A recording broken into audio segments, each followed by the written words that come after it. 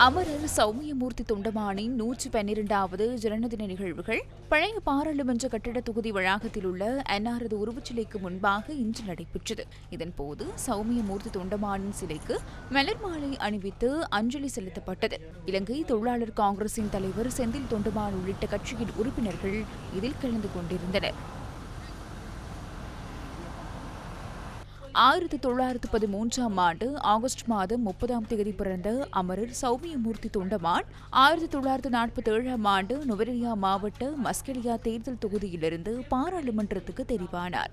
அதன் பின்னர் 21 வருடங்கள் இலங்கை பாராளுமன்றத்தில் அமைச்சு பதவி வகித்துள்ளார். கிராமிய கைத்தொழில் அபிவிருத்தி, தோட்ட உட்கட்டமைப்பு மற்றும் கால்நடை அபிவிருத்தி போன்ற முக்கிய அமைச்சு பதவிகளை அவர் வகித்துள்ளார். பாராளுமன்ற உறுப்பினராகவும் அமைச்சராகவும் இறுதி வரை செயற்பட்ட அமரர் சௌமியமூர்த்தி தொண்டமான் 1999ஆம் ஆண்டு அக்டோபர் 30ஆம் தேதி காலமானார்.